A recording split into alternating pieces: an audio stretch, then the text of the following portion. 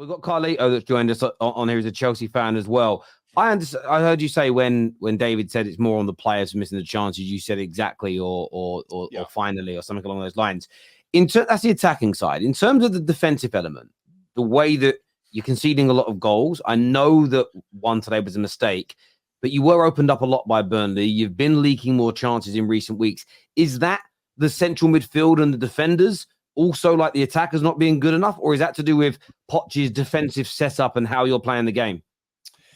Yeah, look, these fans, the most vocal of the Chelsea fan base is also the most foolish. And they're also oftentimes the most young. You know, these are guys that are, Johnny's not young, but these are guys that are accusing the ownership of buying journalists. These are the fans that are accusing ownership of intentionally tanking the club and that Poch is secretly some, Spurs agent.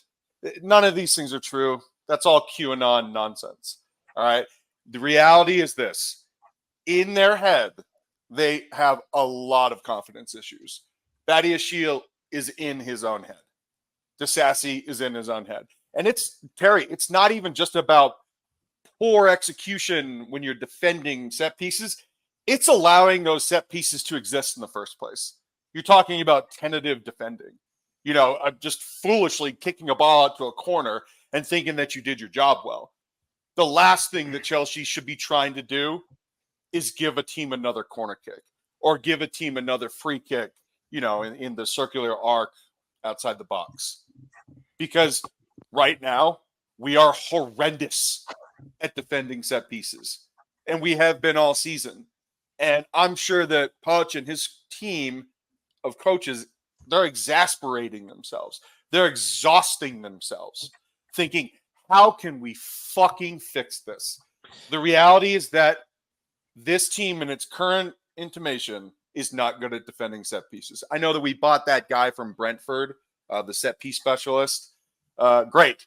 I don't know if he'll be here till next season, but for now, I think the reality is that you need to do damage control and be proactive instead of reactive and just simply mitigate and nullify as many opportunities as you can for the other team.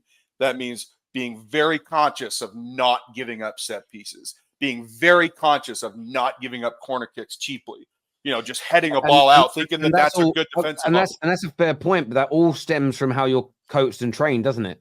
Okay, Terry, let's be very clear. These guys are all big boys. They're all grown-ass men. They're all professionals here. Yes. And it's very interesting to me, the perspective that, in particular, English fans have about the player-coach dynamic. Mm-hmm. And they will always side with the players over the manager because British people, as a culture, they favor labor over management. I get it. It was first a working class sport. Hang on a minute, but that's just, I need to stop you there. You stop talking about people based on their passport and nationality. It's disgusting.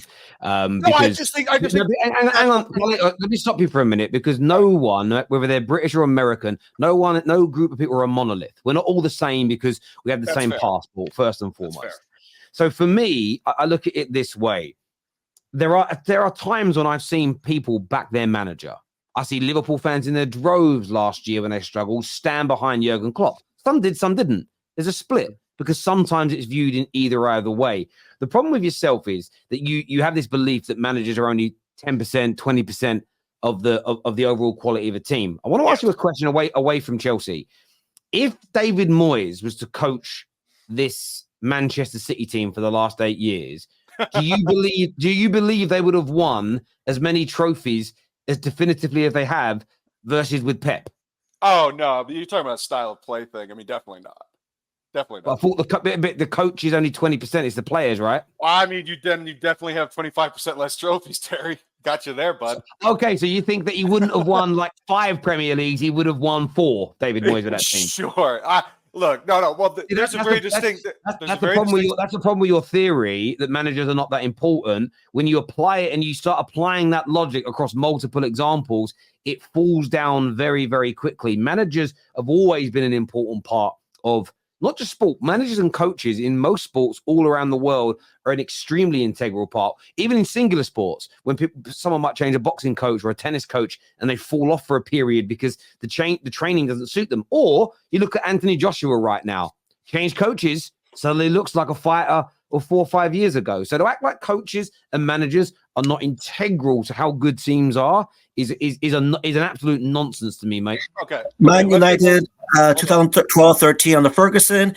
David Moyes, 13-14. Almost exact same squad. That's how you compare it. Almost exact same squad. We would have one player extra, first to 6th or 7th place. Just okay. But Terry, because you did accuse me of something.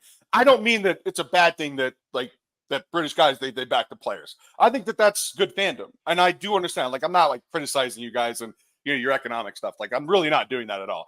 I'm just saying that like they will blame the manager before the players. That's really my overarching point, is that, you will side with labor over management because, I think they just like the players more to begin with. But the reality is this, Terry, is that it is a lazy argument to blame the manager for everything because you want a boogeyman. And since they don't like him to begin with, this fan base does not like Pochettino. It's that Spurs stuff, which I think is ridiculous, but they don't like him. Well, stop using this lazy argument, man. I understand that point, but again, I'm not seeing many Chelsea fans say, sack Poch and everything's going to be fixed. They're talking about their owners. There's lots of players they want gone. It's a combination. But what I'm seeing from people is I actually think the biggest problem in the Chelsea fan base is some players, for instance, the Enzo Fernandez of this world, the better players are not facing the criticism they should. So what people are doing is they're hyper-focused on Gallagher or they're hyper-focused on Poch, as opposed to having conversations about your central defenders, your central midfielders that are meant to be the people that control the games and stop these leaking of opportunities, and they're not doing it. So everybody's kind of, like a bit of sleight of hand. I'm going to shout really loudly over here, so you're not looking at the real problems that are standing here. And I think it is multiple layered. Before we move on to Tottenham, Carlito, you said you wanted to call me out for some stuff I said about Chelsea. Yeah. We'll get it done now before we move on to Spurs. What do you want to call me out for? So your headlines are very curious, Terry. Now, I understand that you will hide behind the guise of, I'm just speaking objectively, and this is what people are saying. Now, I like you, Terry. I do. But come on, man. Some of those headlines are so clickbaity, it's almost like you're fishing with a lure. Like, my man, Bowley is not being ousted. This is your headline. Okay, this is your headline. Okay. Todd Bowley to be removed as Chelsea chairman, but what does that mean? He's not being removed. Okay. So I go back. That's on Twitter, not YouTube, right? So let me just say this. No, but it's a link to your video. It's a link. Hang on. Just let me respond. Okay. So is he going to be removed as your chairman? He's not being removed. It's a transition of power. So he's going to be removed as the chairman. Yes, changed. Terry. Okay, you just like the word. The phrase. Yeah, so we'll find a different word to help you. Is your chairman going to change? This was always going to happen. This is not news. Yes, it's never news. Yes. So the answer is yes.